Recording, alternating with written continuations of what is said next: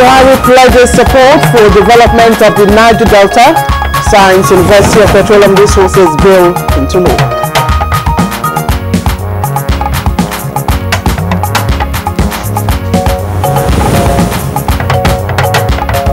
Federal High Court orders Senator Einaya Abaribe and 3 other sureties to produce Nnamdi Kanu for trial.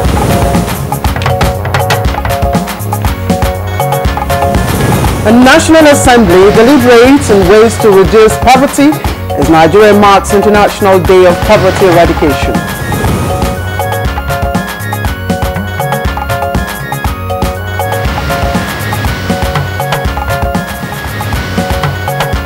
On Good Morning Nigeria today, we focus on the enhancing safe and regular migration plus update on monkeypox.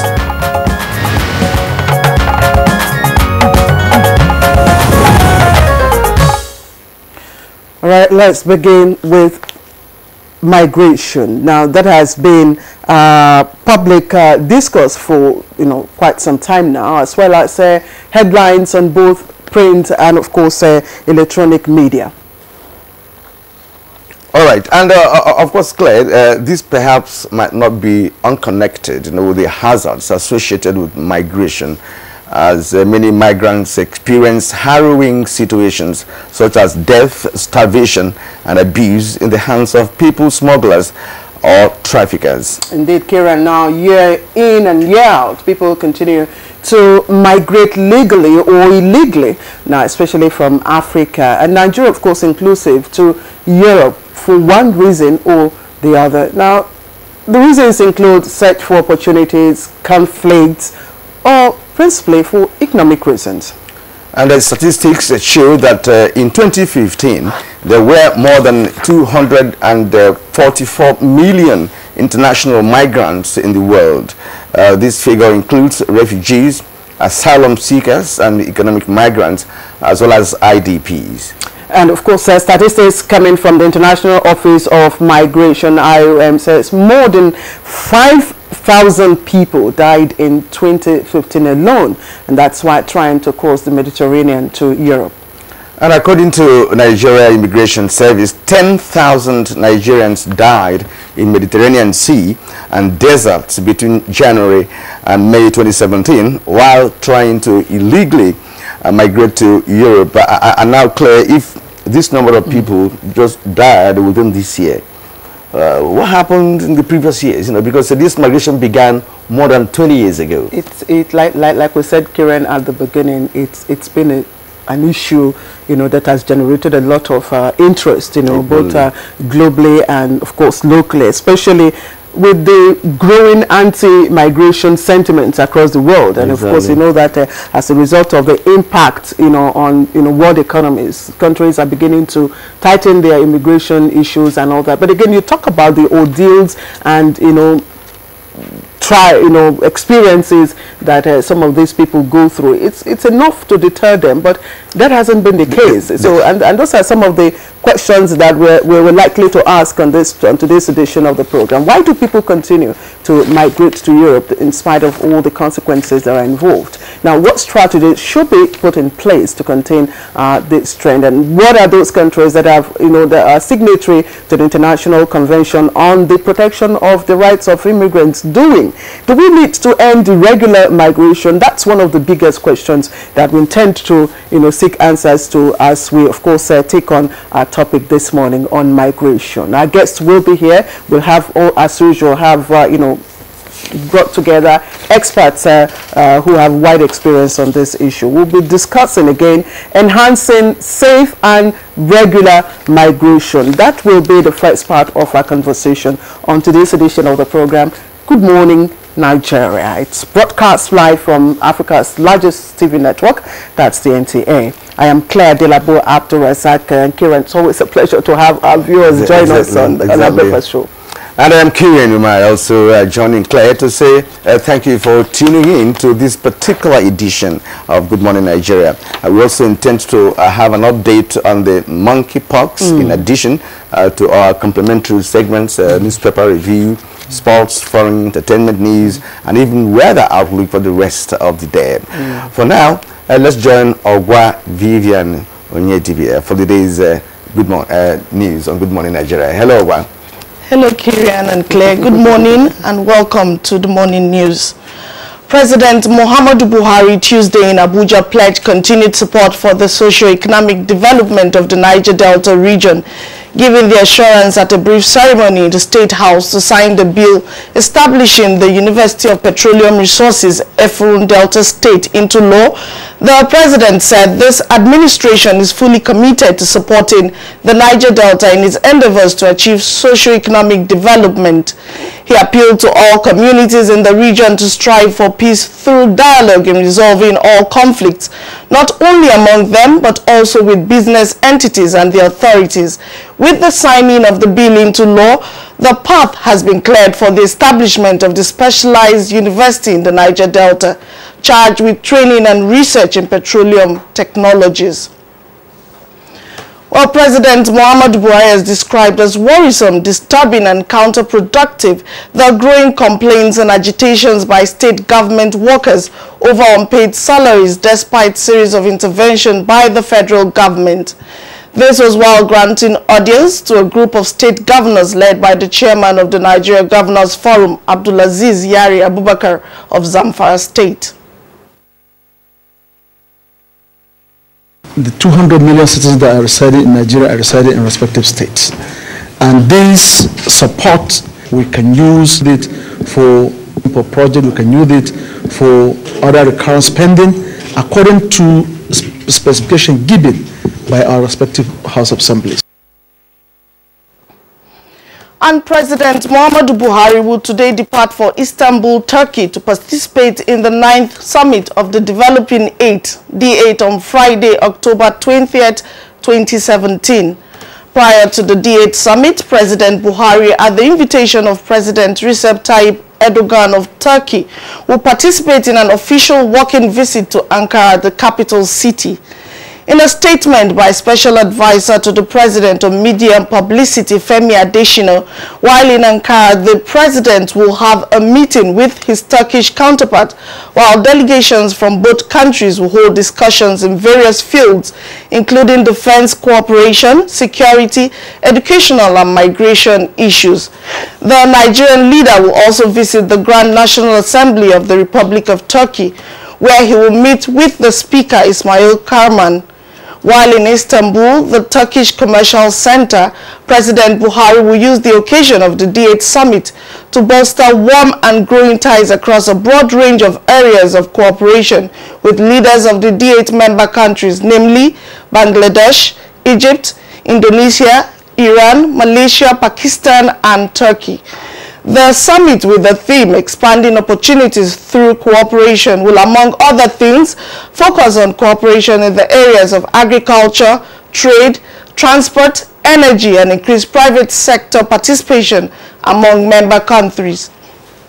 During the 9th Summit of the D8, which will also mark the 20th anniversary of the organization established to improve the developing countries' positions in the world economy, the President will highlight the significant show of confidence in Nigeria's business environment and economy.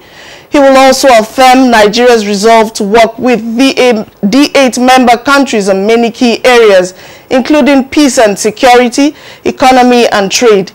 At the end of the summit, the heads of state and government will adopt a communique also known as the Istanbul Declaration. The President will be accompanied on the trip by ministers, top government officials, including the Controller General of the Nigerian Customs Service, Hamid Ali. And to judicial matters now, a federal high court sitting in Abuja has ordered Senator Eyinaya Abaribe and 2 other sureties to provide Nnamdi Kanu for trial. The trial judge, Justice Binta Fatima Yako, gave the order at the resumed trial of Nnamdi Kanu and 3 others. The order was consequent upon the absence of the first defendant, Nnamdi Kanu, in court on Tuesday. His absence also stalled the trial, which the prosecution is meant to open his case. The case has been adjourned to 20th of November this year for further hearing. And the Senate at Tuesday's plenary brought to the fore the imperative of strategizing towards eradicating poverty in Nigeria. This is against the backdrop of the observance of the International Day for Poverty Eradication, observed by the global community.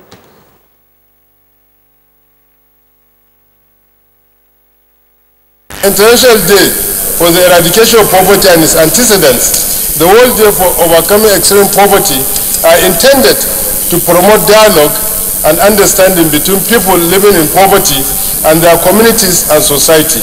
It is necessary to have a system where you can eradicate poverty in any environment. I want to urge this Senate to appeal to government to release funds that are meant for this eradication of poverty in terms of sustainable development goals. As a responsible country, we must focus on ensuring that we reduce poverty in our country.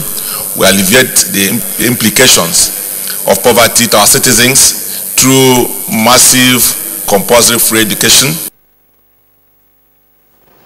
Meanwhile, the House of Representatives, in commemoration of the International Day of Poverty Eradication, has implored governments at all levels to promote small and medium-scale enterprise as part of measures for wealth creation.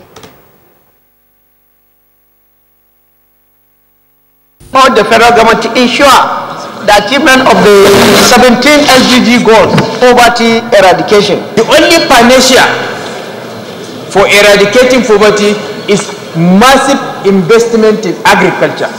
Poverty, as we have it in this country now, is not a regional affair. Fix our schools, fix our hospitals, and then for the workforce, even if you don't increase their salary, subsidize the school fees for the children of our workers. 99% of our people has gone back to farming, and their income has increased. This is the singular effort of economic justification of Mr. President. Those in favor of the motion say aye. Those against it say nay. Ayes have it. Well, that's the news for now. Good Morning Nigeria continues with Claire and Kieran after this break. Unemployment, notably youth unemployment, features strongly in our party's manifesto. We intend to attack the problem promptly through revival of agriculture.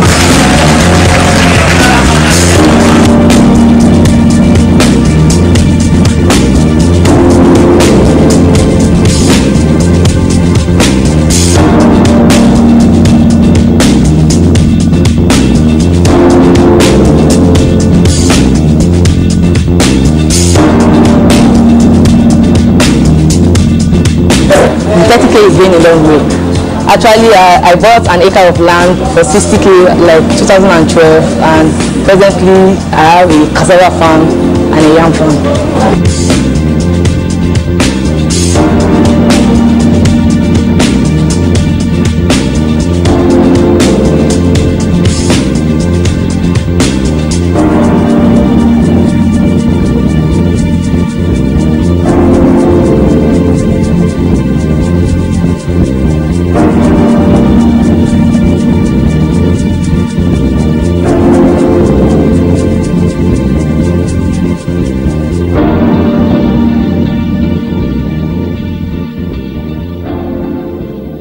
Ladies and gentlemen, please welcome the daring and invincible Louis the Mosquito.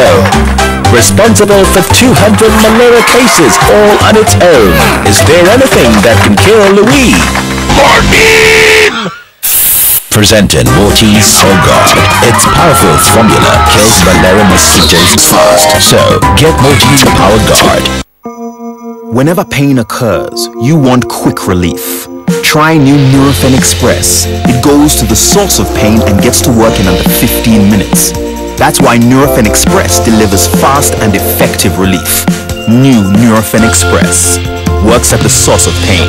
Fast. Being a mom is great, but when your child has a fever, you don't know what to do. I trust Nurofen for Children to take care of my child's pain and fever. Effective relief you can trust. What makes a Nigerian mom powerful? I encourage my kids to learn new things, and if they get hurt, I rely on the power of my Dettol's One Capful. to fight germs. My family needs protection from germs. I use the power of Dettol's One Capful to disinfect surfaces and clothes. I trust the power of Dettol's One Capful for bathing. The power of Dettol's One Capful protects from up to 100 illness-causing germs. Be a powerful Niger mom with Dettol. Be 100% sure. There's such a thing as irresistible taste. And you'll discover it in every pack of Chi Exotic. When you feel the need to just relax, get lost in the taste. The taste of celebration. So, indulge and get lost in the taste of the Chi Exotic range of delicious fruit blends. I love the taste. Chi Exotic Nectar. I love the taste. We all dream of a country where world-class amenities are provided. But everyone has a part to play by paying tax according to their income. Like my sister, those who earn a little, pay a little. Those who earn more, pay more. And of course, those who earn the most, like me, should pay the most. However, many have not been honestly doing this, and the government now has the data to prove it.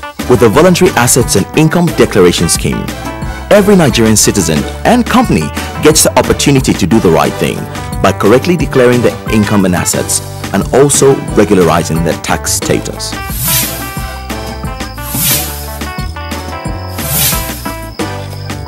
If you declare early, you'll be free from interest and penalties. Daddy! Embrace VADES for a better Nigeria. VADES. I declare. My beauty, my nation. If you just joined us, this is Good Morning Nigeria on the network service of the NTA. Now to business matters. Federal government's effort at stabilizing the Nigerian economy is yielding result, as the latest data from the National Bureau of Statistics (NBS) indicates that Nigeria's inflation rate has dropped for the 8th consecutive time this year. Amina Nijem has details on this and others on Business News. Good morning and welcome to Business News. Nigeria's inflation rate has dropped for the 8th consecutive time since January this year. Last data from the National Bureau of Statistics has revealed that the Consumer Price Index for the month of September increased by 15.98% year-on-year. This is 0.03% lower than the rate recorded in August, which is 16.01%. The rate has dropped from 16.01 to 15.98, and it's exciting. However, we will also be quick to say that it dropped in different sectors, but when it comes to food and transport, we still have a bit of a challenge there. But it's also a pointer to what is possible.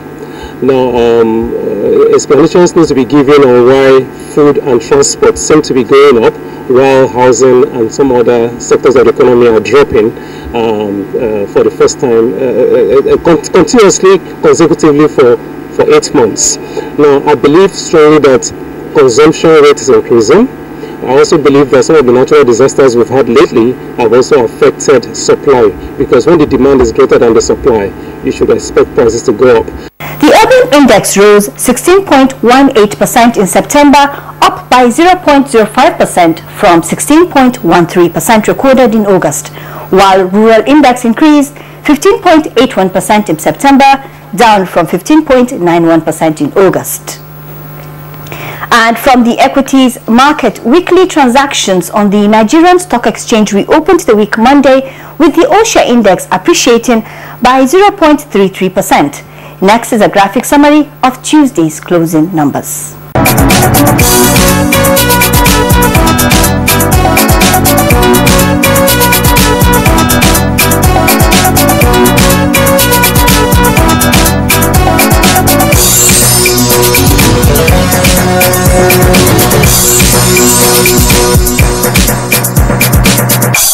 And that's it on Business News. Good Morning Nigeria continues shortly. All right, Amina Najim, thank you very much for the business package. On Good Morning Nigeria, moving up next, over newspaper review.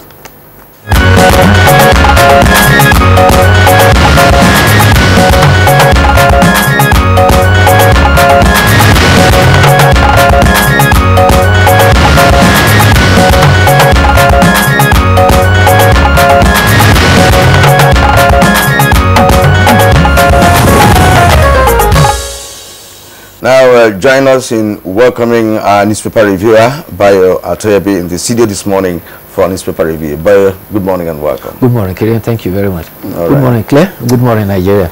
All right, let's take off with the Leadership newspaper. And it has quite a number of stories on the front page. But let's quickly look at the lead story. PMB to governors. And this is a story that is also trending on, of course, all the papers we have. Now, here it is.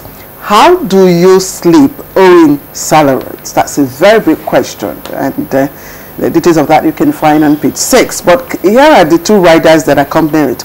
We want full payment of Paris Club refund. That's what the governors are saying. And President off to Turkey for D8 summit, signs petroleum varsity bill. Again, let's take a look at the stories just below the nameplate. Budget. Presidency submits 2018-2020 medium-term expenditure framework, MTEF, to reps. And just below there, you'll find the good news coming from NBS. Inflation drops to 15.98% in September. You want to find out the details of that on page 25. And now, trailing down the front page of that story, you find Kano, Abaribe, others in trouble. And you already know what the troubles are. Sureties to forfeit multi-million naira bonds. And let's meet in court. Missile tells FG, trending at the bottom of the story. And 5.5 billion naira loan. Heed World Bank's warning. PDP cautions APC. All right. All right. Now let's get to the New Telegraph. The New Telegraph. Above the nameplate, that's where we have what I would describe as a hit story now. Talking about the budget. Buhari proposes 7.9 trillion naira for 2018 budget. Recommends 45 BPD dollars, 305 to 1 naira or to $1. Well, actually, he's recommending $45 to 305. I think Bayo will have to clear us on that if he actually had a good touch up on this story now. Capital projects to go up 2.4 trillion naira. Now, governors demand 50% Paris Club refunds balance. That's on page 6. And then below the nameplates, we have Obasanjo, God forbid, I want to return to PDP.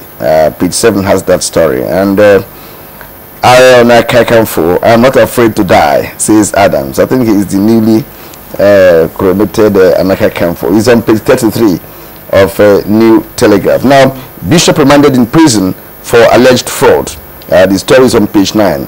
Now, the main headline on New Telegraph this morning: Senator, Jewish priest in trouble over Nnamdi Kanu, with riders here risk jail or forfeiture of 300 million bail bond. Abaribe applies for withdrawal as surety. That's on page 5. Court gives sureties 34 days to produce IPOB leader. And quite interesting here is the photograph here below the New Telegraph. Photograph of desperate parents taking their children away from different schools across River State. And it's quite unprecedented. Is a killer vaccine panic hits Rivers and Ondo states. Parents withdraw children from schools. Wike and Akeredolu, that the governors of the two states, they say no ongoing immunization. But of course, people say it's a immunization based on the medical outreach in Port Harcourt. Just before you bring it by, just to take other stories that relate to that. On the front page of the Nigerian Tribune, you can also find the picture stories of some of those students, pupils, students rather, running away from Ondo State and River State. It's right there. And again, the caption to that story: vaccination rumor, panic in Ondo, Rivers as parents withdraw children from schools. And again, after that, you find the stories on the Buhari's words to the governors, inquiring how they can sleep soundly while owing workers for, salaries for months. It's also there. And of course, the governors equally asking for balance of their Paris Club refund, also trending on that front page. But let's take a look at the other stories just below the nameplate. I will never return to PDP. That's been attributed to former President Olusegun Obasanjo. Details of that is on page 4. Now, Dasuki asks court to stop his trial pending appeal ruling. And Gani Adams says, it took me 2 months before accepting to be Ààrẹ Ọ̀nà Kakanfò. The details of that on page 9. Bayo, quite interesting stories, but of course the ridiculous one is that of the vaccination rumor, you know, now spreading like wildfire. Yes, the vaccination rumor, the role of the media in circumstances like this is to categorically dispel rumor, and that is that there is no vaccination going on. What had happened in some of the southeast states and south states was that because of the Operation Python Dance and a crocodile smile that had caused apprehension, the military adopted a kind of a social responsibility approach by being friendly. They carried out campaigns to say the military are your brothers, they are your friend, and therefore they embarked on medical outreach. In fact, when they first did it in Enugu, they had many aged people coming forward to have their high blood pressure measured, test them for diabetes and other things, and they appreciate it. Yeah, but Bayo, this is not a regular routine of the military. So even before that was embarked upon, shouldn't there have been a kind of sensitization, you know, of the public? Because fine, it's a good... Exactly, before people... Yes, it's a good motive, you know. Yes, and that is where I was leading you. There was sensitization. Whether there was enough is another thing. And it is not only in the southeast states or the south that it has taken place. Just recall, only a month back, the Nigerian Air Force carried out something like that in Adamawa and Borno State. They were doing it as part of their social service to the community, and the IDPs and all the people all benefited it. The danger here now is that it's gone beyond that place. Even in Sokoto, the apprehension you mentioned earlier on was an aftermath of the Python dance. And the one you mentioned by the Air Force in Adamawa, there was no Python dance in Adamawa. So the apprehension came from that. So now people are now like, we're not sure what is going on. And these are, you know, ordinary Nigerians who don't even have resources of information. They're just scared. Even in Adamawa, there is Operation Gamma Aiki going there. There's operation going on there. Even in Sokoto, part of the northwest, there is Operation Sharidanji going on there. All the operations, there are about 8 of them going on simultaneously. Why? It's because of heightened security challenges for which the police apparently has been overwhelmed. But the good part of it is that the army is trying to reach out. Perhaps the reach out is not enough. And people, for political reasons or for whatever reasons, are turning it around and causing... Let's keep that in view, because again, the various state governors have, you know, decided to come up to say, look, you know, at least step up the this is basically a rumor. But let's also look at the charge, you know, coming from the president to the governors, and the governors' response demanding for the balance of Paris Club. Oh God, Bayo, this is... Now, the president is worried. He said, how can anybody go to bed and sleep knowing that people have not been paid salaries? Precisely. How do you want them to feed their families? How do you want them to pay their rent and pay school fees? And the governors replied and said, we inherited a backlog of salaries and other liabilities. And so far, there are at least about, how many states? You have some states that say they don't owe. They include Kano, Rivers, Katsina, Kebbi, Nasarawa, and Jigawa. They don't owe.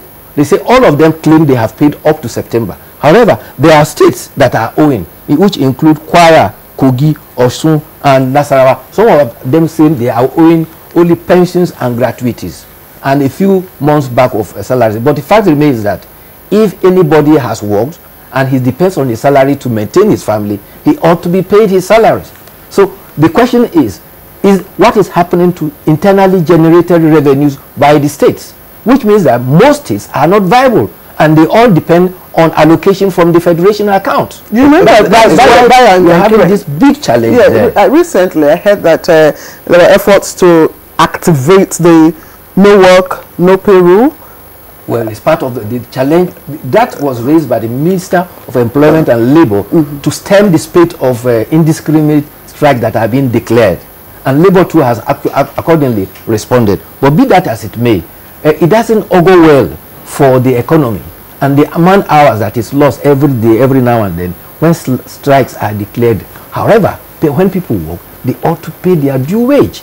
If we are to fight corruption. Let's quickly take a look at. Okay, this is not a new trend. You know, when people talk about non-payment of salaries, it's always been there in the history of civil service in this country, both at state level and the federal level, right? And these strikes are talking about, they are just born out of the fact that the government didn't listen. You know, when they were either warning or following other processes. Okay, sorry, we have to be very swift here. Let's quickly look at the Abaribe issue as well as the NBS latest figure, inflation figure. That's quite. Let's start with the High Court. Yesterday was a day in court for Mr. Nnamdi Kanu to continue his treasonable felony trial. However, he was not in court. Therefore, the three people who have stood shorties for them, they are Senator Yinaya Abaribe, Emmanuel Okabumadu, and Tochukwu Uchendu. The three of them were required by the court to produce him. In fact, the prosecution had urged the court to revoke the bail granted to the first accused person on the ground that and issue a bench warrant to have him arrested and brought to court. Or thirdly, the three persons who stood surety for him should forfeit their 100 million naira bond each provided as a condition or be committed to prison. However, the defense counsel also said his client was willing to come to court. However, on September 14th, when the military invaded his home, since that time, they have not set eyes on him. He is not even aware whether he is alive or dead. However, Justice Inyako ruled that for the defense of Senator Abaribe to say that he wants to withdraw from the surety he stood, he said he will have to first produce Mr. Nnamdi Kanu in court. There are actually three options given to him. Yes. Produce him, forfeit the bond. You have to produce him in court before the forfeiture. It is when he fails to produce him in court, then the conditionalities will be set up. Talking about the inflation, well, there has been a marginal drop in the inflation. Before, it used to be about 16.01. It has now come down to 15.98. The good news is that since January, the inflation has been dropping gradually. But it's still a double-digit inflation. We are hoping that, as the experts have said, because there's been very good crop production this year, it is expected that prices will begin to go down and gradually, and inflation will be overcome. However, there is a danger.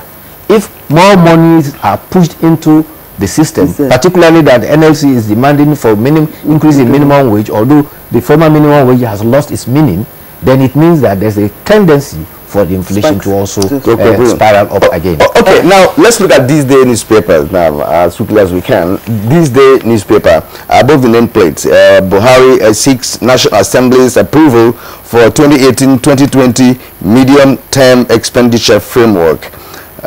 Two others, oil benchmark set at $45 per barrel. Target crude output of 2.3 million. Reject president's 5.5 billion loan request. PDP tells legislature. Then inflation dips further. Well, Bayo has also already spoken on that. Then the main headline here is Kachuku's letter. Presidency lobbies Senate committee seeks soft landing for Baru. That's the GM of NNPC. The president meets with Wamako. All right, Saraki, why another attempt at devolving power may fail? That's the Senate president there. And below the photograph here, we have Basanjo Mr. McCarthy rules out PDP return. All right, just finally, the Senate wants Fashola stripped of power portfolio. It's on the People's Daily, just at the bottom there. That's about the only news story that's on this paper. All of that stories we have, of course, talked about. Bayo, just in less than a minute. Just the budget thing. You recall that the acting president, while he was signing the budget, had indicated that the 2018 budget will be presented to the National Assembly by October this month, and this is a prelude to that. With the medium-term expenditure frame, it is now providing to the National Assembly the parameters for the budget, which is likely to be presented anytime from now. However, on the devolution of powers, Dr. Bukola Saraki has warned from the 137 IPU in St. Petersburg that it is the debate and the suspicion that has made the whole issue become difficult. However, the Deputy Speaker of the House of Reps also gave indication that the National Assembly will take a second look. And there were 9 speakers of PDP states who met in Gombe, and they gave indication that they had identified 11 items on the exclusively which should be devolved to the concurrent. They were surprised that was not done. We have to stop here. Yes. Thank you. Okay, thank you as always, and we look forward to having you tomorrow with more sharing news. Right, if you've just joined us, you're right on time for our conversation segment to start, but that will be after the break, so do stay tuned. Hate speech is not a joke. It incites genocide and crimes against humanity.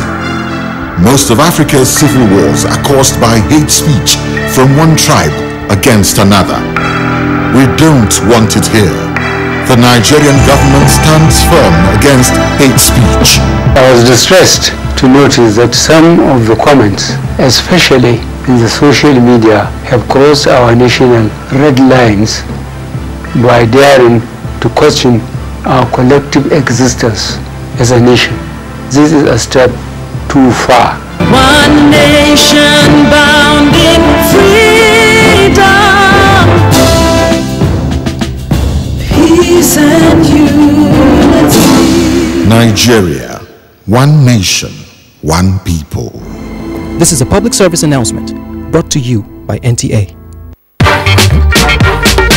The Federal Ministry of Industry, Trade and Investment, in collaboration with the Federal Ministry of Information and Culture, the Made in Nigeria campaign. In the midst of unprecedented multiple challenges, our great country Nigeria, as Africa's largest economy, is surely marching on to a new era of all-round prosperity, especially through the engineered and diversified economy, powerfully driven by the change agenda of President Muhammadu Buhari, GCFR. We will patronize local entrepreneurs. We will promote the manufacturing powerhouses. Our objective is to make Nigeria a new manufacturing hub.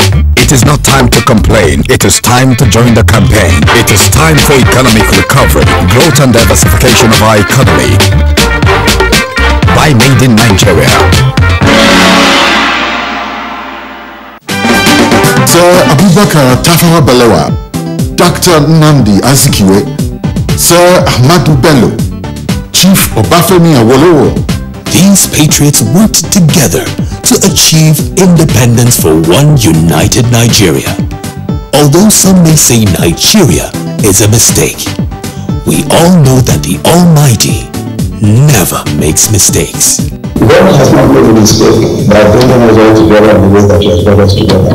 God has put us together here so that we can build a community that will be an example to the entire world.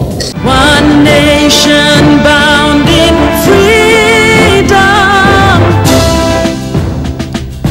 peace and unity. Nigeria, one nation, one people. This is a public service announcement brought to you by NTA. Can I see your particulars, sir? Officer, my particulars no dey here. In that case, you'll have to come with me to the police station. Officer, which level? Where I for find you something make you take arrange your weekend. What? Offense number 1, driving without particulars. Offense number 2, trying to bribe an officer of the law. I won't harass Nigerians or take bribe. Change begins with me. This message is brought to you by the National Orientation Agency in conjunction with the Federal Ministry of Information and Culture.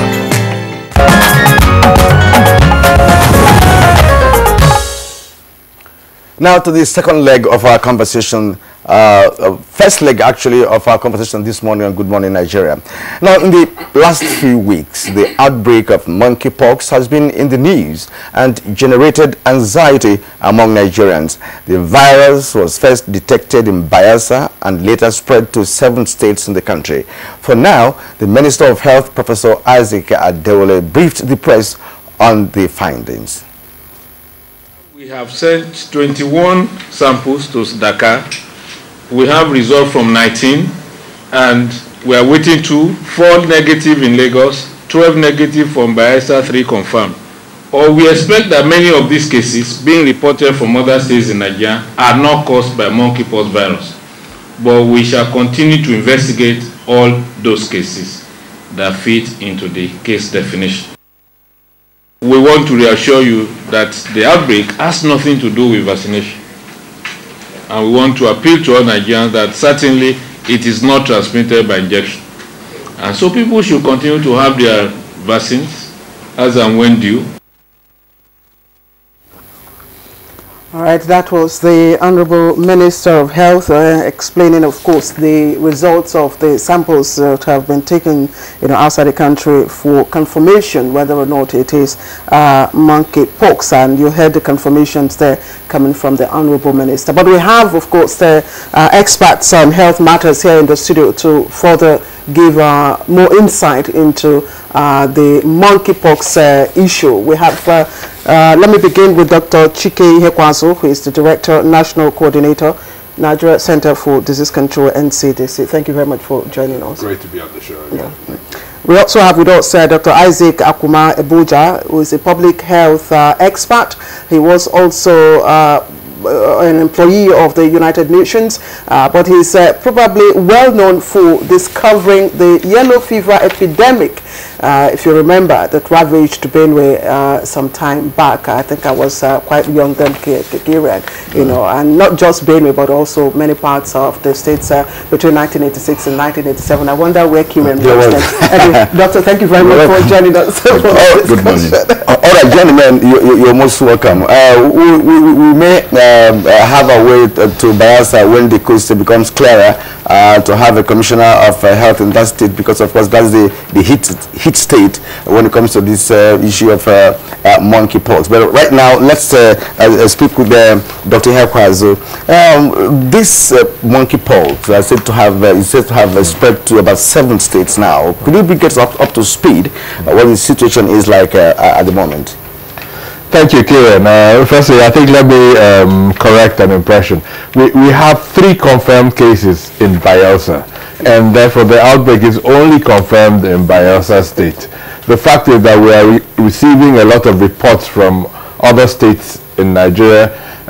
It may or may not be monkeypox. It's very unlikely that those other cases are monkeypox, but we are investigating every single one of them. And the Honorable Minister of Health has advised that we are very proactive with informing Nigerians on where we're working. So that's why on Monday we came out, as soon as the results came over the weekend, we came out with those results confirming the 3 in Bayelsa. There are many other tests are going on at the moment. So by the end of this week, a lot of the other tests, especially from the other states, will be confirmed. We were very happy when we got the first 4 negatives from Lagos, because it really shows that at the moment, we're definitely dealing with the monkeypox outbreak in Bayelsa, and at the moment that's where all our efforts are focused on. For the other states, for everyone reporting, we have a national emergency operating center. We collect information, we do the testing. We are supporting all the other states to confirm or rule out monkeypox. But for now, we have 1 outbreak in Bayelsa State.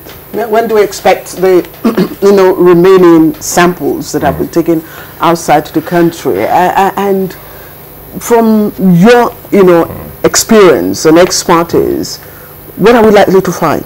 Negative?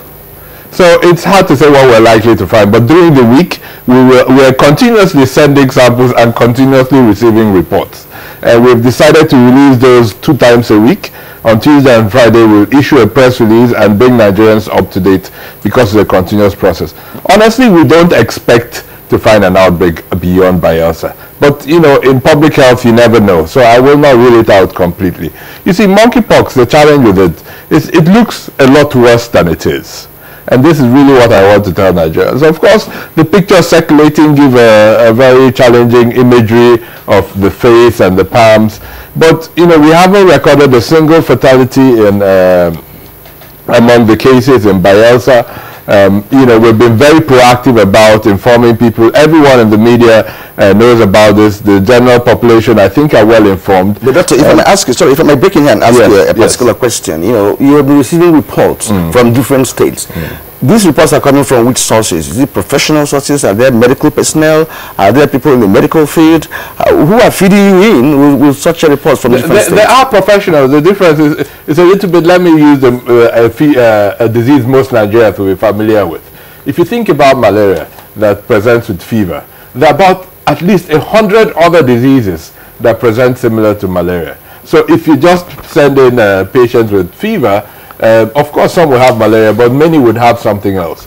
So monkeypox presents with a specific skin rash. And based on that skin rash itself, covering the face, palms, and the soles of the feet, is unable to completely distinguish it from other causes of a skin rash. A severe chickenpox can present that way.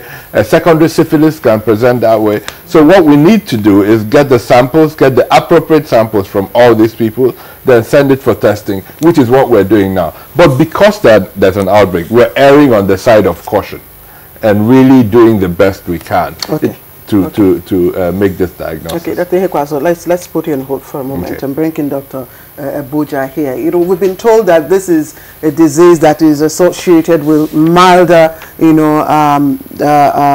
infections. You know, it comes with fewer deaths. We've been told that, look, there's no cause for alarm. Really? Well, yes and no. In terms of mobility and public health? Yeah, yes and no. Experience from the previous ones that took place in or occurred in the Democratic Republic of Congo were not that good. About 10% of those who were infected died. On the other hand, that is not a reason for us to panic. Every medical situation is different from the other. If you look at even malaria that is endemic in our country, when you have malaria, the way it affects you will be different from the way it affects me, depending on many factors.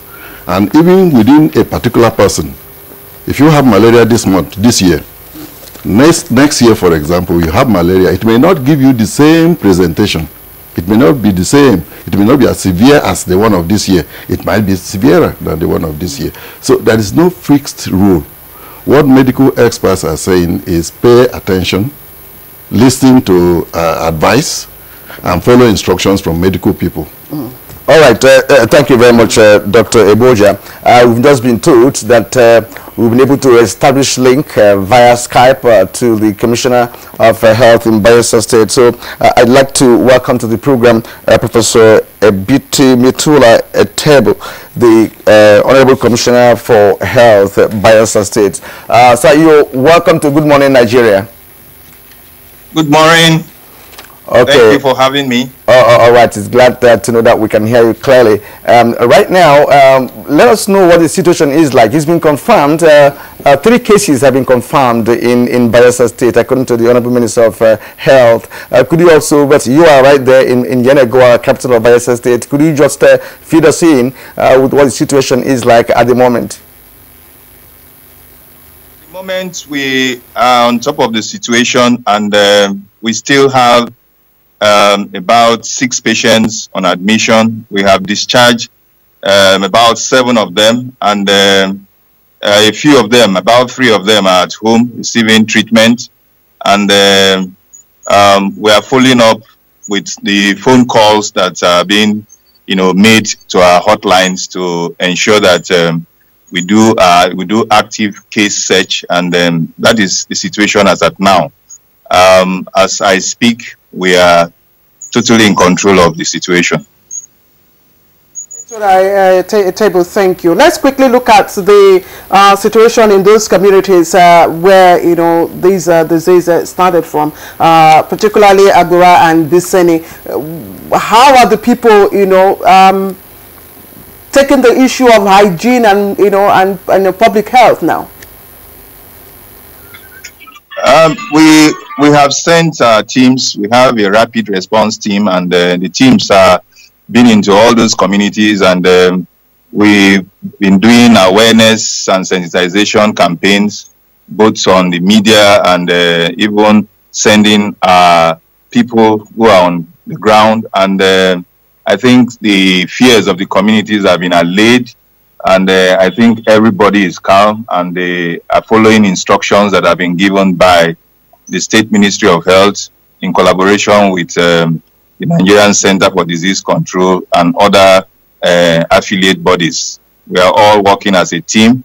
We have an emergency operations center, and we do reviews virtually on a daily basis, and we put out situation reports on a daily basis, and they are all sent to the Nigerian Center for Disease Control, because we are on global alert now on this monkeypox outbreak.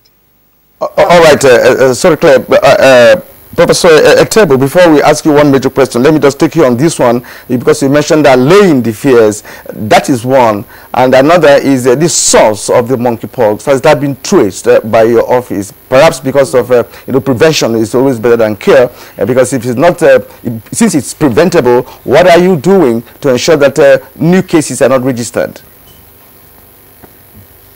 What we are doing, just like we mentioned earlier, the index case that was found at Abuja in a community in Yenegua local government area. We've gone there, and we were able to establish that it's coming from an animal. It's a zoonotic infection, and it has been transmitted to man. That is animal to man, human transmission. And I think that has been broken.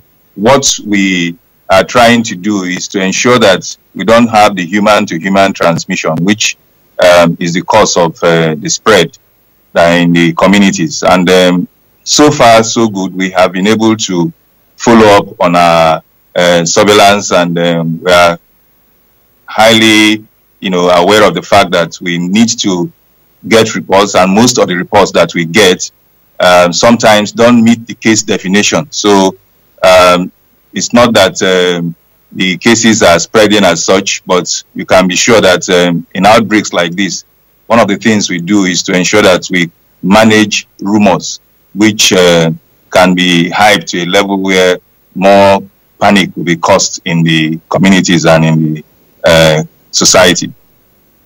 What can you tell us about the, reports of a victim who committed suicide? Have you confirmed that? And has this issue of spread, is it limited to those two communities? No, the case of the suicide was just a one-off thing. We tried as much as possible to find out.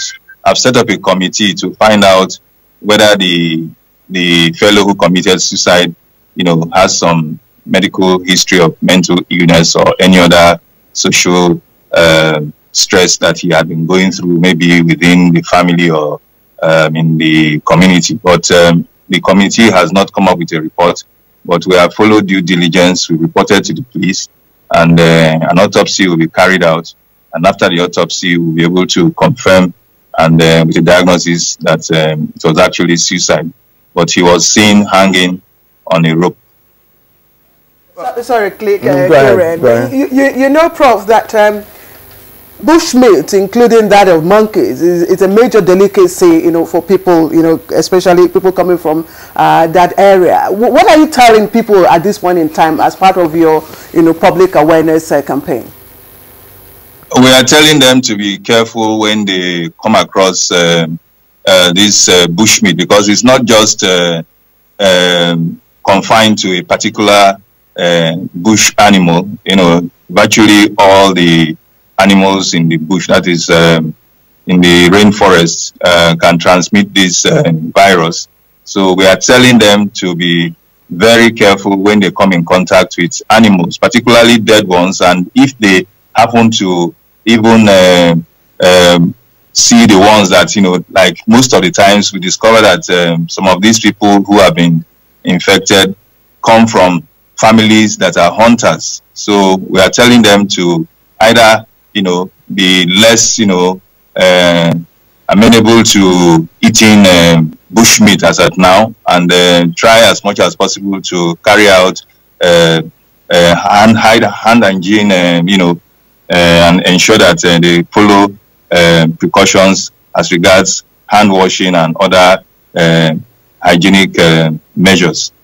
All right, we want to thank you for your insight here, but we all hope that the 3 cases reported, that those affected are doing well. We want to believe that, and we hope also that we have the kind of medication required to get that treated. Once again, thank you, Professor Bitomitola Etebo, the Honorable Commissioner of Health in Bayelsa State. Thank you so much for your insight on Good Morning Nigeria. Thank you. Thank you for having me. Good morning, Nigerians. All right. Okay. Back to the studio now, and let's return to Dr. Abuja. You know, from your experience as somebody who is vast, in this area, if not well managed, what would you envisage? The way it's going now, Dr. Hekwazu said that the reports are coming in from different states, and these are reports coming from professionals too. So, what do you make of that? Well, if not well managed, it will spread, and of course, from few numbers to large numbers, and from no death to many deaths. That's a possibility. However, we would also need to caution that people don't become panic unnecessarily. In law, they say you are innocent until proven guilty. In medicine, it is the other way around. You are guilty until proven otherwise. So what that means is, if you suspect a case, report it, let it be investigated. That does not necessarily mean that your suspect is correct. It just means that you are being cautious. And that is what we are advising people to do. So people should not panic just because they have heard that somebody had rashes and had fever, and therefore any rash you see is automatically monkeypox. Like DG just said, we have similar medical conditions that are common in this country. Chickenpox, for example, is very common here. Even cases of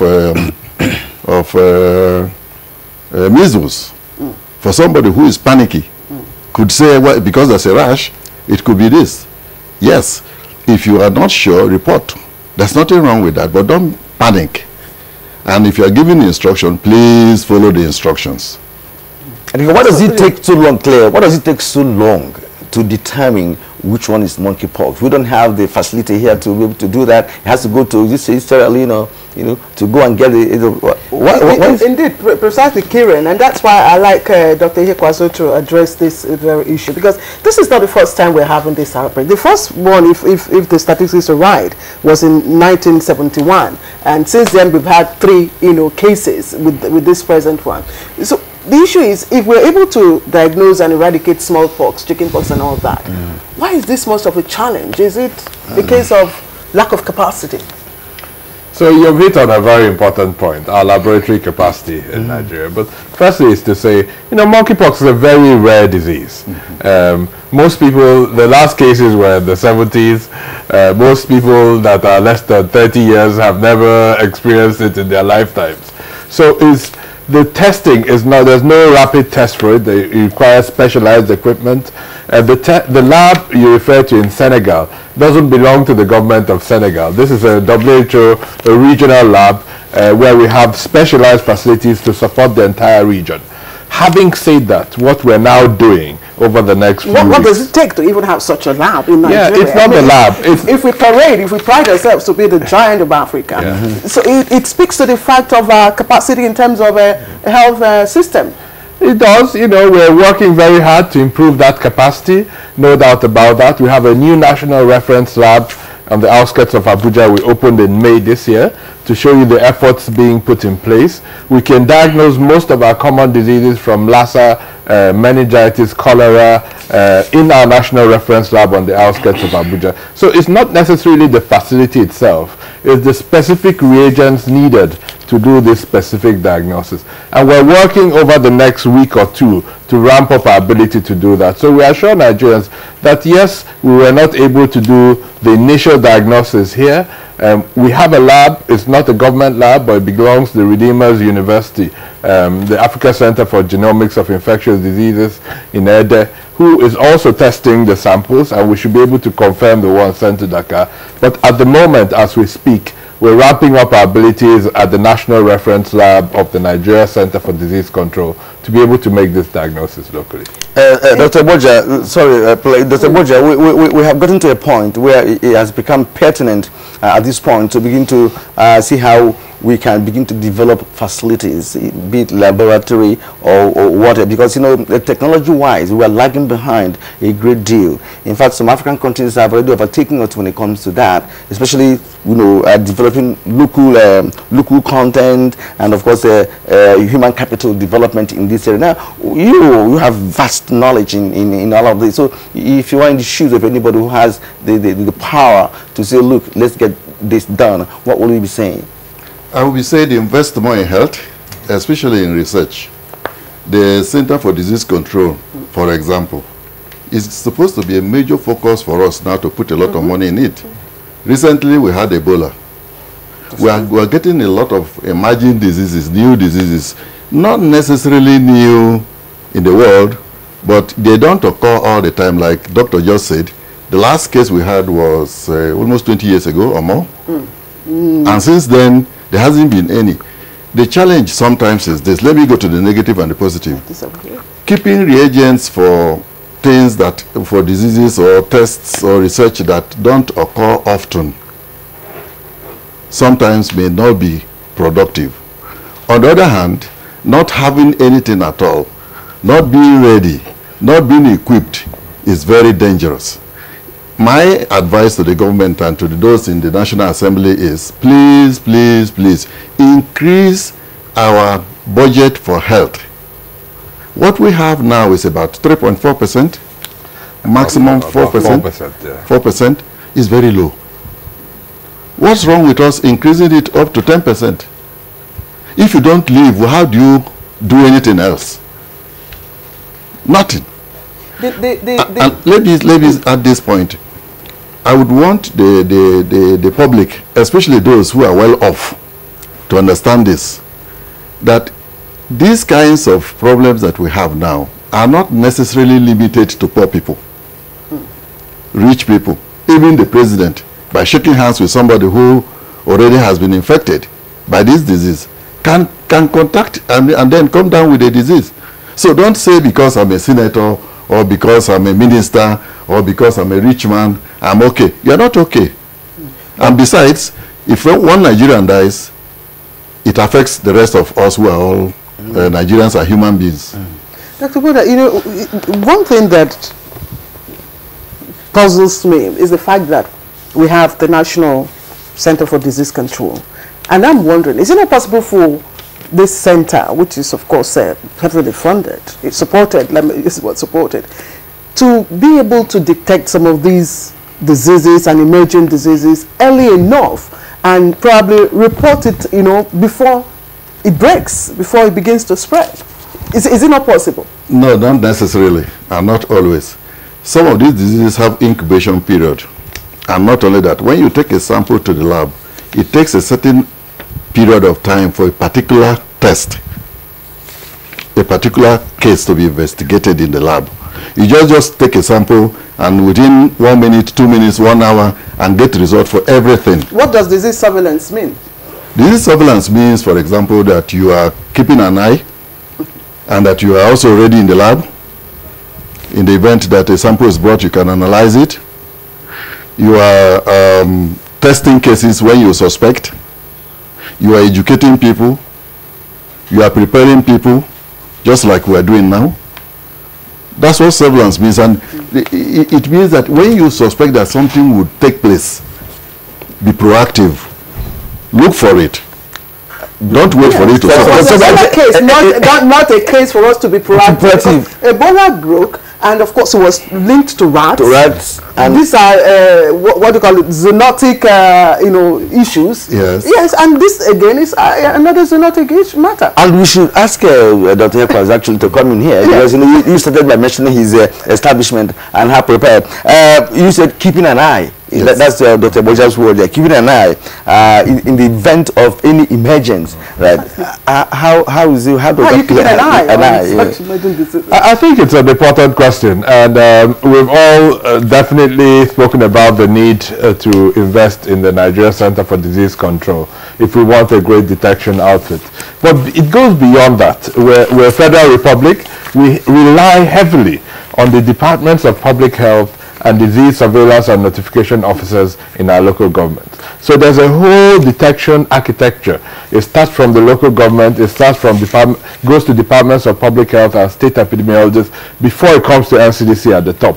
Now, if you don't support these facilities in the states, in some states, the state epidemiologist doesn't have a vehicle, he can't afford airtime for his phones, and we rely on them. So really, the investment needed in our public health architecture is not just at the top.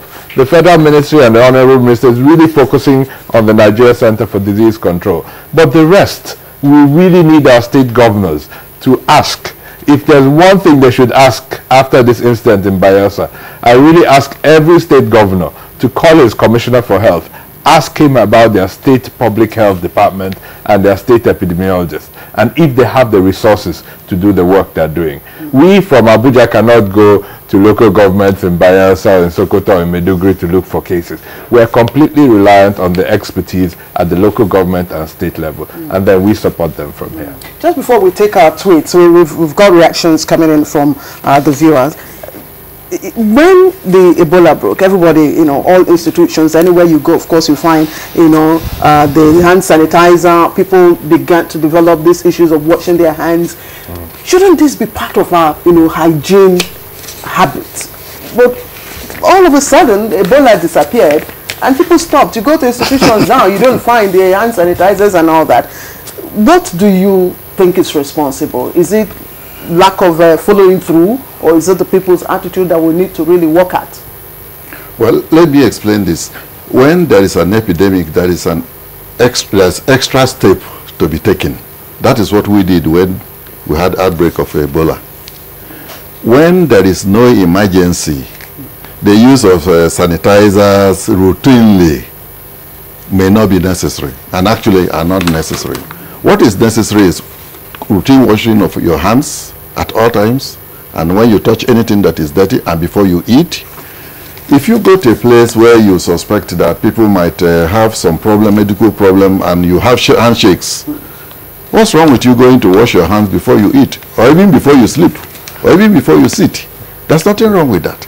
That is routine hygiene. One of the things that we need in our country, and I've said this over and over and over, and I'll continue to preach this, is the fact that awareness in the medical field is 50% of the solutions that you have. If people are not aware of a particular situation, of a particular disease, of a particular condition, they will not do anything about it. But when when awareness is created, then people pay attention. So let me come back to summarize like this. Yes, the sanitizers that were used were useful, but we cannot be using sanitizers every day. Some of these things also have their aerosols.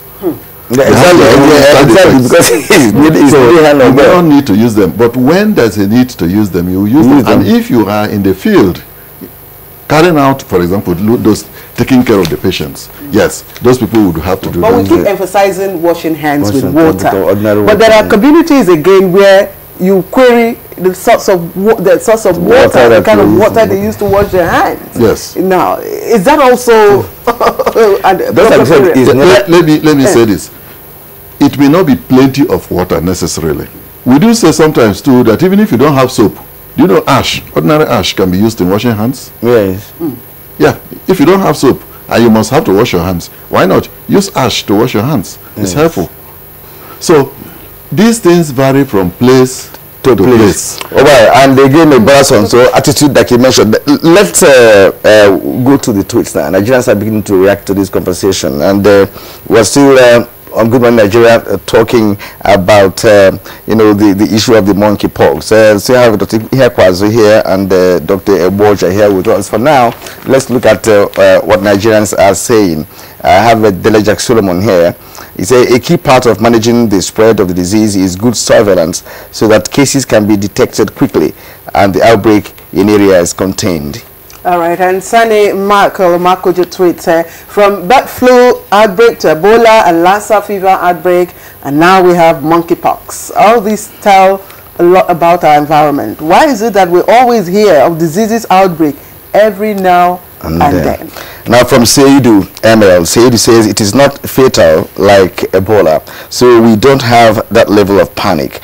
I hope that doesn't mean it won't be tackled with a sense of urgency. All right. Okay, another tweet coming from Jubril Naina. Tweet, it's unfortunate that the disease cannot be examined in Nigeria. This is a big slap to our lab operators. We are called the giant of Africa. How can that name be seen on us internationally while we can't examine a sample? This is a great challenge. I hope the minister is watching and will take to correct this shame. We pray for those affected. All right, Ibrahim Usman, I hope I understood him quite well. From east to the middle belt, Kogi, this fake news is on telling people not to immunize their children. Please, federal government should send something to counter it. Okay, this is an interesting one coming from Sadi Michael Omakuji. He says, why is it that our own bush animals in Africa are always put on global alert?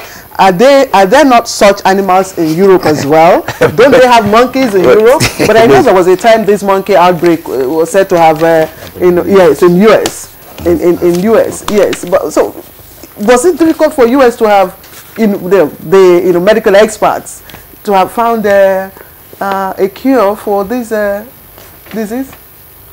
No, it wasn't that difficult. The CDC was up to the task. It occurred in the Midwest part of the U.S., in Illinois, in Indiana, and Wisconsin. Those are states that have contiguous borders. And it was a prairie dog that ate a rat that was said to be imported from Gambia. And it was a child that contracted the disease. That was the first case. There were 71 cases. Fortunately, none of them died. Why is this always connected to Africa? When it comes to Ebola, is because you have some strains. Okay. Let me answer that. We have mosquitoes in other parts of the country. Of the world. We have mosquitoes in the U.S. As a matter of fact, the first time I went to school in Chicago, and I went to the park, I was bitten by a lot of mosquitoes in the evening. And I worried. I said, I hope these mosquitoes here don't carry the plasmodium. And indeed, they didn't. So it's a different species of mosquito? Yes. Not necessarily different species, but that they were not carrying plasmodium that cause malaria. Okay. We have squirrels in the U.S., we have squirrels in Europe. But if these squirrels are not infected, that does not mean that those squirrels, if they bite you or if you come in contact with them, you would have the type of disease that we have now. Okay, time is not on our side now. We have more tweets now, Claire. Okay, let's start with Victor Ohiosumwa. And Victor tweets, once there is an outbreak of disease like this, there is need for urgent containment by the health authorities. I commend the intervention. All right, Dele Jack Solomon says, we can only win the war against monkeypox in Nigeria when we stay united. Shared suspicion is responsible for kick against the Nigerian army gesture. Okay, Sani Marco, we've taken this tweet from you before, so I quickly go to Anthony Obunagafo, I hope that's correct. Isn't it an indictment on us that we had to take samples to Senegal for analysis and diagnosis? We claim to be the giant of Africa. Anthony, well, Dr. Ihechokwa has explained that. It's not as if the center, is it's owned by the Senegalese government. But we also, yes, but the question, he's trying to say is that why can't we also have such a, facility here? Now, the last question from me. We're told that this monkey disease has an incubation period of about 2 weeks, and then after that you get conferred with life immunity. I don't know. Is that correct?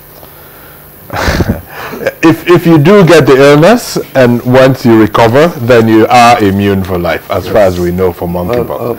However, I think all the time periods that we're referring to are very important, but also remember that this is not a precise science.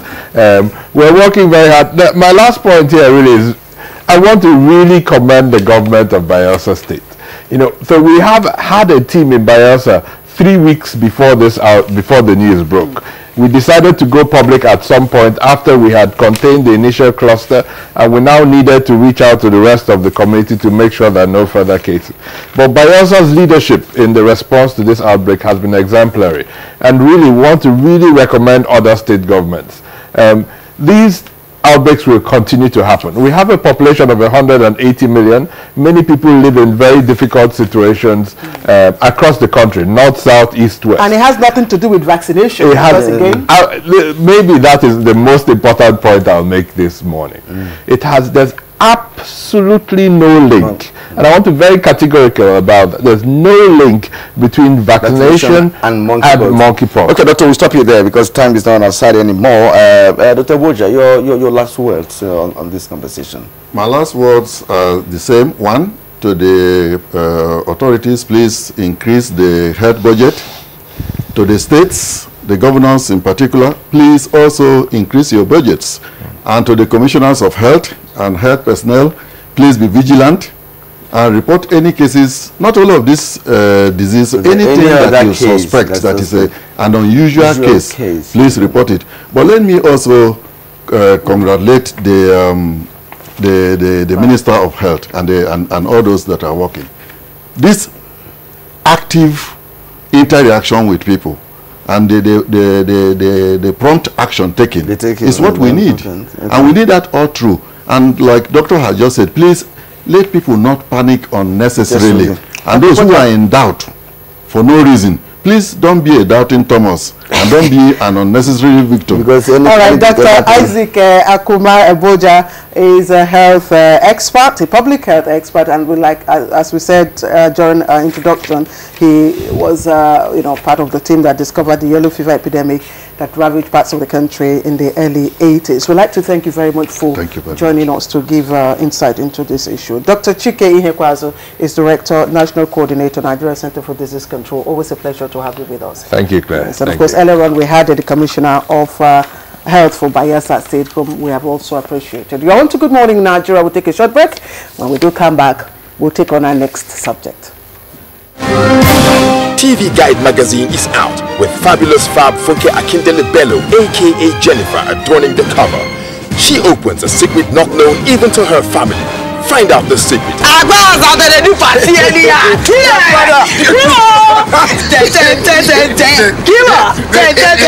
NTA turns 40 this year.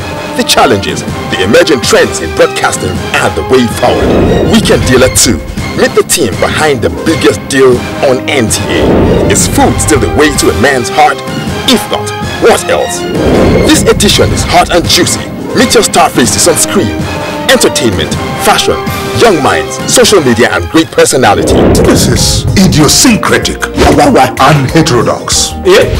Yes, Professor John Bull is on the radar. Find out what makes this program the rave of the moment on NTA Network. And for the Prof, over and out. TV Guide. Ask your vendors or book your copy at every NTA station nationwide.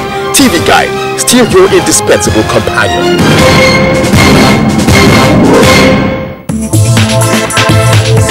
It's about that time. States across the country coming together for one purpose, one goal. They are young, they are solution providers. The NTA ETV Children's Expo 2017, holding at the NTA Arena, Area 11, Garki, Abuja, with the theme Renewable Energy, Industrialization, Arts and Agriculture as tools to bring Nigeria out of economic recession, with sub-themes post-harvest processing and preservation, and using arts and crafts to promote tourism. Date 22nd to 27th October 2017. This expo is open to ages 6 to 12 years for junior category and 13 to 18 years for the senior category. It's about the Art, Science and Technology Expo. For sponsorship consideration, please call the following numbers.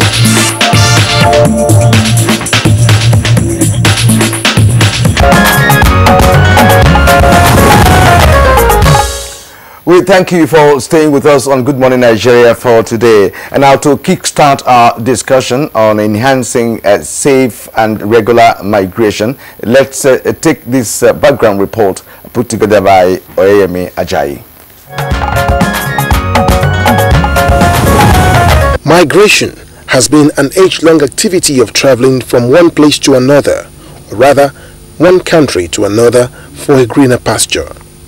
It is a globally accepted idea and development, as it is a way of exchange of social cultural activities and also consolidating on the world globalization in order to promote free movement of people, goods and services to any part of the world. However, the disheartening part of this is the spate and high level of illegal migration from the developing countries to the developed countries. The Mediterranean Sea as well as the desert are the dreadful routes, and this makes the trip a journey of no return in some cases. This is due to the fact that most of those who venture into the journey don't get to survive, and those that manage to survive end up as nuisance in these countries because they run helter-skelter from the heights of the authorities. Based on this survey conducted by the International Organization for Migration (IOM) in July 2017, Mediterranean migrant arrival has reached over 103,000 and 2,357 deaths have been recorded so far, while some of them are unaccounted for. According to the Nigerian Immigration Service, about 10,000 Nigerians died between January and May this year in the course of the journey through the Mediterranean Sea and the desert. Those that engage in the perilous journey blame the political crisis, political instability, hunger and corruption among others in their various countries as responsible for their actions. But the question is, are these enough reasons for risking their lives by going through the hazardous journey? Also, what can the governments of these developing countries do to stem the tide of illegal migration?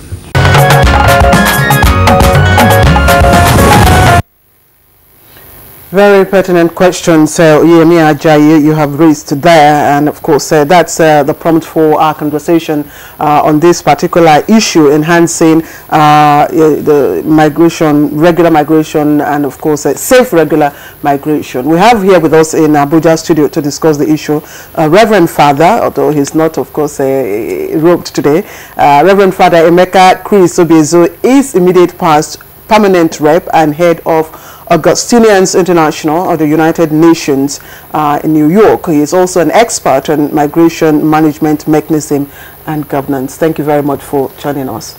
Thank you. And also from Lagos studio, we are being joined by Osita Osemene, Executive Director, Patriotic Citizen Initiatives, a returnee, now advocate, migrant mentor and trainer, a consultant on migration issues in Nigeria and of course West Africa. Thank you for joining us on this edition of the program with your wealth of experience on this issue. Good morning to you and welcome once again. Thank you very much. We have to start with you because we didn't have to start with you, Osita, you know, and that's precisely because of, you know, the fact that you are a returnee, now turned advocate. But let's give us an insight, you know, into the brief, you know, ordeal and hazards that you have to go through, you know, in your quest. Yeah, thank you very much. After my school graduation, it was as a result of unemployment. After searching for a job, I actually went into business and the business crumbled. There was actually nothing to fall back on. And the idea came up that why are you wasting your time in Nigeria before you kill yourself here? Why not go to Europe? And the idea of going to Europe was not actually going to the regular means, but then I went into getting a visa. Unfortunately for me, I fell into the hands of racketeers and I was given a fake visa. And it was turned down at the airport, and my frustration began then. You know, I was actually devastated, and another option came when I made a call.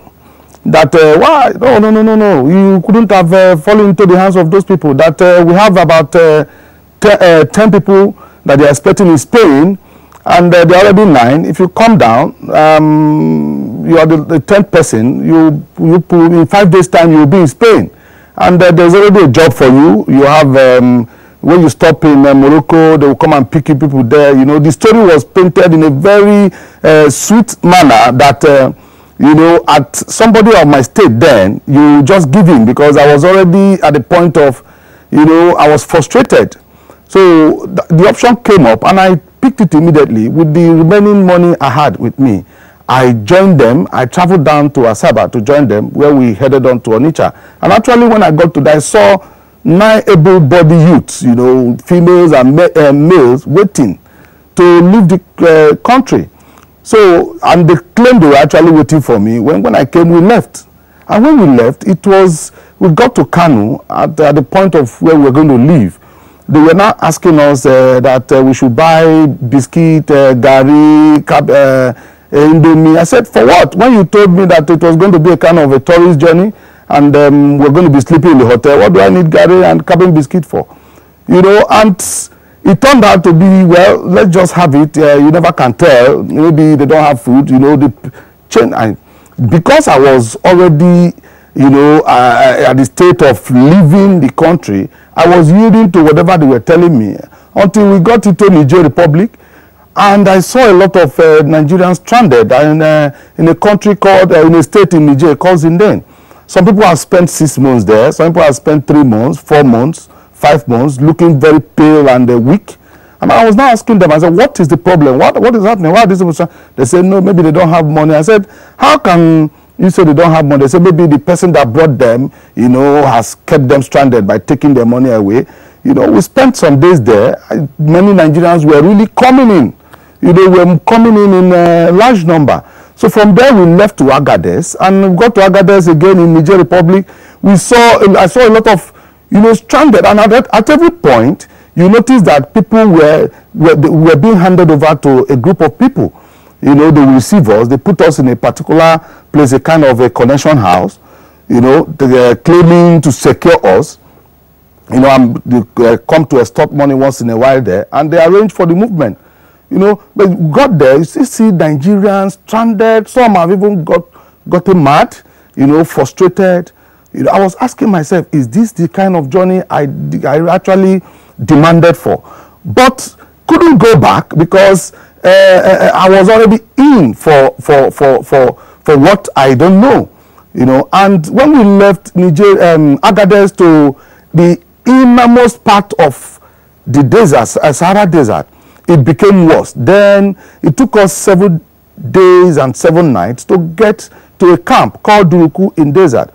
And before we could get there, we saw hell. You know, some people couldn't make it, while the ones that made it, you know, were already battered. Some of us, you know, we struggled to survive it because along the trip, we were meeting rebels. And rebels were raping our girls, you know, beating our boys. If you misbehave at any point, they shoot you, and it's nobody's business.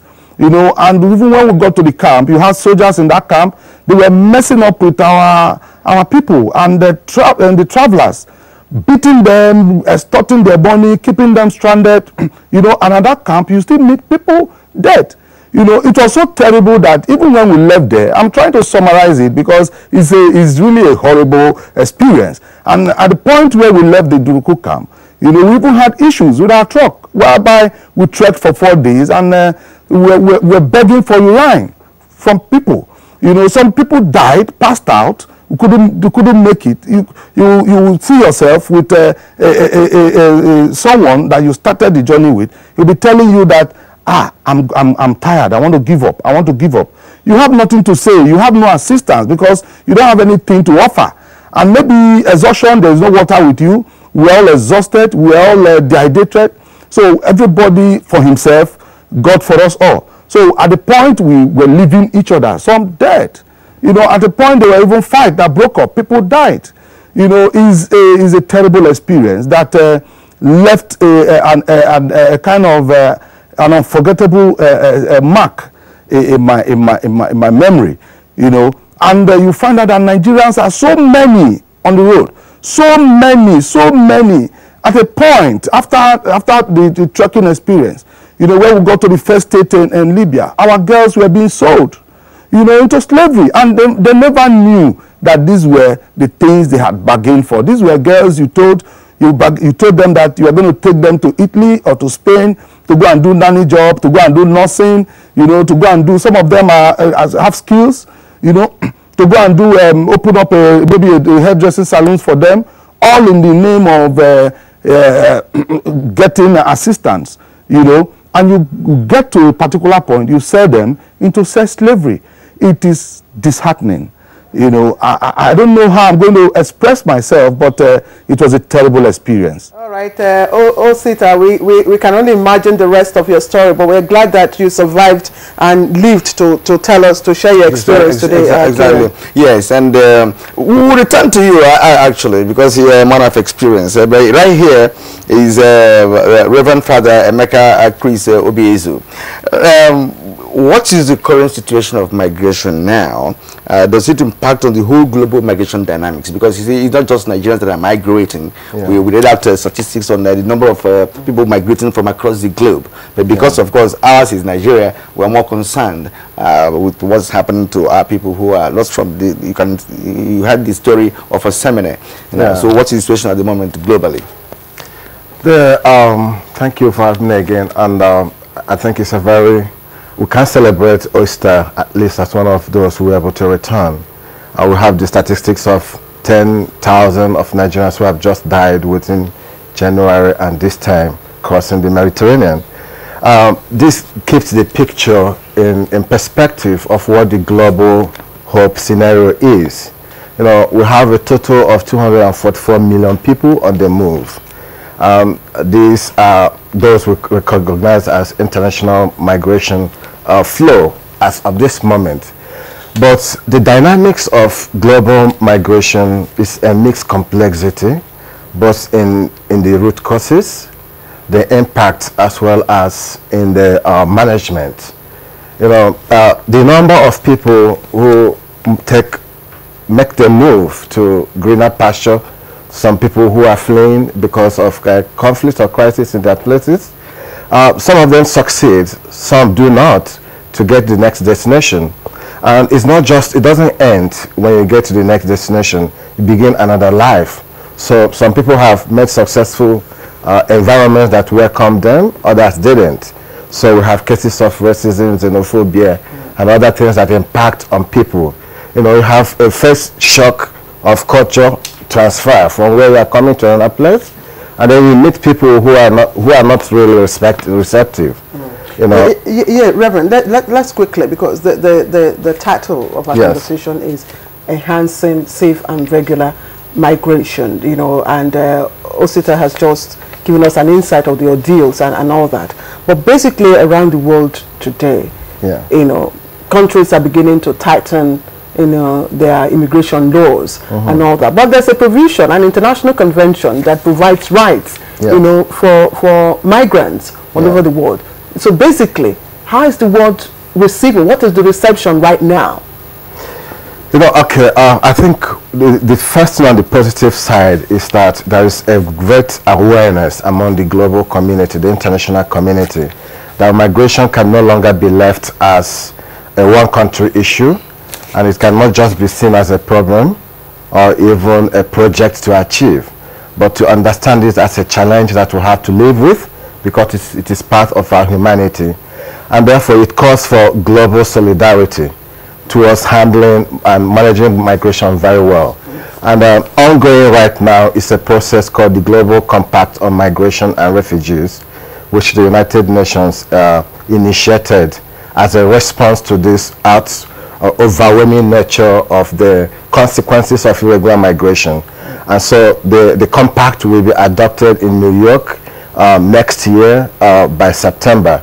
But the process of its formulation is going on right now. This week, precisely tomorrow and next tomorrow, Nigeria is keen into this conversation. The National Commission on the National Commission for Refugees, Migrants, and IDPs are coordinating this in collaboration with IOM, International Organization for Migration. Now, what is happening here is we are looking at a compact that will provide tools for countries to harness those positive things on migration, encourage ways where people could access borders of other countries safely, regularly, and in orderly manner. And but you see, what is vogue now in Europe is locking them out. Because just the election we had there a few days ago in Austria, the 31-year-old who was elected chancellor actually, campaigned on that, on how he's going to shut out, migrants, especially illegal migrants. And other countries in Europe are doing the same thing, apart from maybe Germany and a few others. So now, if you say they're looking for a compact, which is connected to the United Nations, why is there not cooperation, by some other countries who are members of the UN?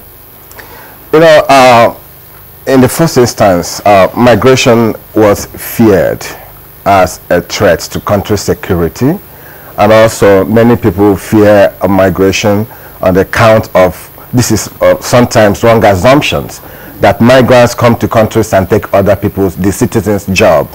But the statistics have shown that it's not true. That most of the jobs that migrants do, especially the unskilled migrants, are the jobs that citizens of those countries wouldn't do. So what is happening now, it is so unfortunate that the world is reckoning a very great rise in nationalistic tendencies that are now springing up in different parts. So it's not just only Europe. We remember even in the US, such was the antics when the politics of 2016 election was going on. So, but what is happening here is the international community is saying we cannot go on this path if we want to make migration a win-win affair. Okay. And so, to that effect, we are now setting up the United Nations. This is the first time it's going to happen.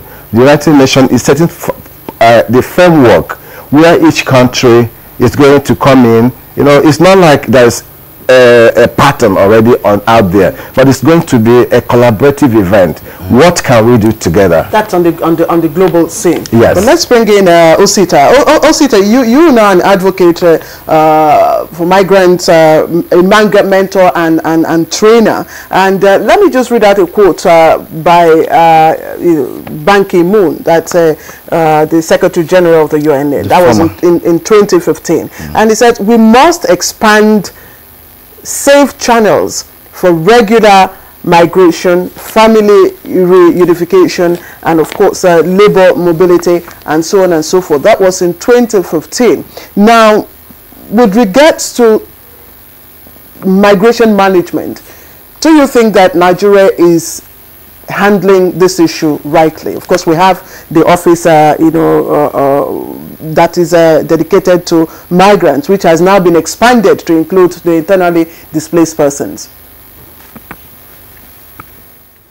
Yes, based on your question, I think presently Nigeria is on the right path, considering the fact that since the National Commission for Refugees and Migrant and Internally Displaced Persons took up the coordination of migration issues in Nigeria, they have been consistent in ensuring bringing the stakeholders, the actors together to see how they can really put in place mechanisms to manage the issues of migration, especially in terms of irregular migration. We have a lot of cases of return and a lot of cases of refugees now in Nigeria. And so far, so good. They have been proactive, for, let me say, for over a period of 2 years now. NCFR have been doing great. They have, with my relationship with them, especially in terms of addressing some challenges, and coordinating the agencies that are directly involved, like Nigerian Immigration Service, the Foreign Affairs, and the NAPTI, the agencies that are directly involved with the people that are involved in some of these issues, migration issues. So I think the government they're trying to get it right now, and coming up with this National Consultative Forum is also going to give an opportunity for experts and their stakeholders for experience sharing. to bring up a position on how we can actually get things right, especially in addressing the issue of safe migration. Thank you indeed, but let me ask you this particular question. You are Migrant's mentor and trainer. Could you lead us into what exactly what you do? Who are the people benefiting from your training, and what kind of training are you talking about here? The content of the training. Exactly. Content of the training. Exactly. Great one. Presently, returnees are returned from the European countries and Switzerland, especially those that have gotten my kind of experience, that went through the irregular means and were brought back as voluntary returnees, you know, go through a kind of, we call reintegration process. And with my experience, I've been able to go through a lot of capacity development that I'm now using to impart on them. You know, first of all, they go through what we call an orientation process, because I have found out that most migrants that return voluntarily, most times, never wanted to return back, but because the country doesn't want them, they return back and by trying to bring them back into the system, they go through a process of reorientation. And I've also acquired a knowledge about training on how to bring in, to put people that don't have business skills or business knowledge, you know, put them into a training process of start up your business. You know, I've gone through a certification in through ILO that has given me that capacity to train returnees and make them what they ought to be in Nigeria. So far, I handle the training on returnees and reintegration process. And after the training, after the orientation, we have a training. After the training, we have what they call the follow-up and monitoring. So after the training, I develop a relationship with these returnees to ensure that these returnees become a useful citizen, especially in Nigeria, making them to believe that if I can survive and actually make it in Nigeria, that they can also make it, you know. So that is actually what I do with the returnees. And we have a lot of returnees over since we started this program of reintegration, especially since I started handling them as a consultant and as a trainer over 3-4 years now. More than 300 returnees have passed through me, and they are very, very properly channeled now in Nigeria. These are returnees who oftentimes come back with nothing, you know. Now, who pays for this training you are talking about? Who funds this training you're talking about? For the Switzerland returnees, the Switzerland government is playing a very wonderful role. You know, when you volunteer to come back, when you accept to come back, they have a package for you that will take care of you when you return back into your country. So the process of making sure that this package is properly utilized and that the reintegration is sustainable for the identified returnee is now what I handle. So for Switzerland returnees, it is being handled. Then there's also returnees from Italy that returns. It's also being handled by some organizations in Italy, you know, some charitable organizations that return them. That one, I handle them on the basis of individual reintegration process. There is a particular amount that is assigned for those that are willing to go back, especially in Italy. And when they agree to return back, they now make a contact. They connect them with myself, my office in Lagos here. Then if they are going to Benin on the east, I receive them first of all at the airport, then process their movement from Lagos to wherever destination they are going. Then within 2 weeks, I begin to make a move about their reintegration process. The process they are going to take about training and also identify their needs and the kind of business they want to do. By the time I establish this, the donors or the sponsors will now send the grant that is meant for them. You know, the little support they have given to them. So we use it to establish these returnees. It's done for the Italian returnees. It's done for the Switzerland returnees. We also have it with All right, Osita, thank you. Let's quickly bring in Reverend Father Emeka here, because if you look at the contributions of even the migrants to their home economies, it's quite enormous and you know, impactful. And that means that it's not all migrants have criminal tendencies. There are those who genuinely are seeking, you know, greener pastures, economic benefits, just like Osita, you know, told us. But from Osita's experience, some of them have challenges, visa procurement, you understand, challenges of that.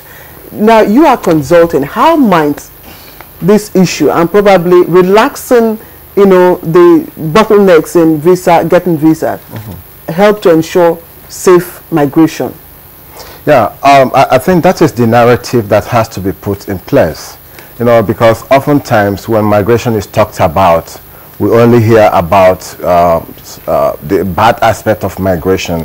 Someone describes migration story as the good, the bad, and the ugly. You know, but oftentimes you don't hear the good.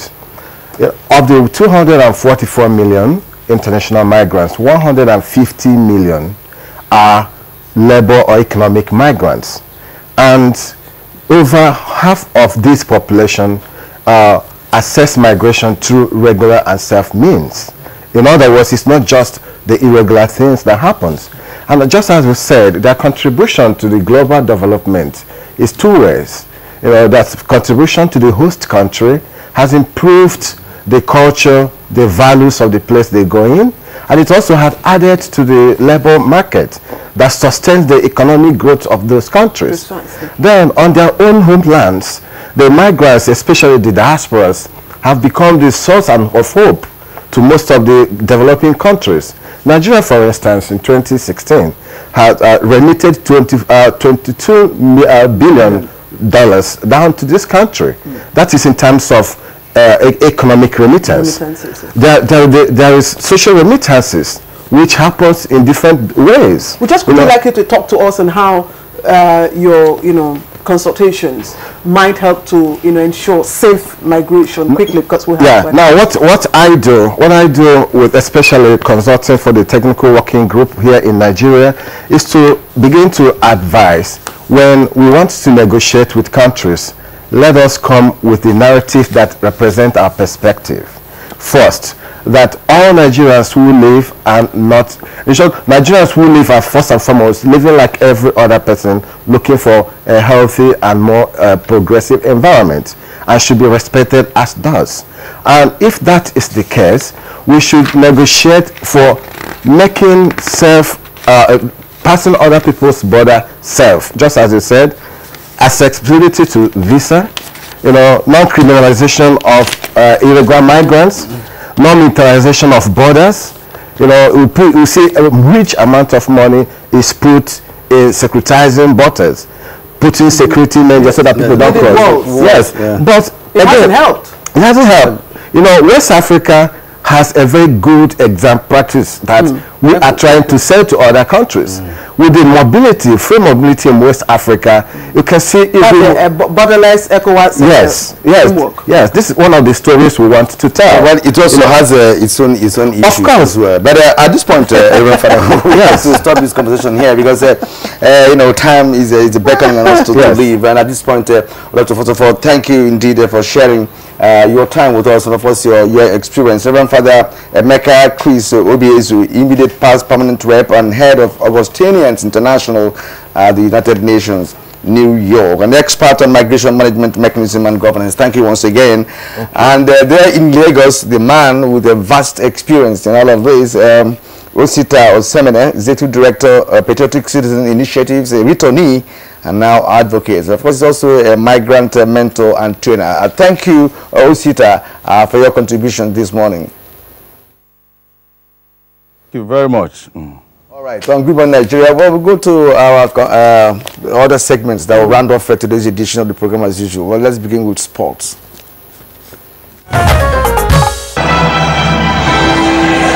Champions League orders Real Madrid were held to a 1-1 draw by Tottenham at the Santiago Bernabeu in Group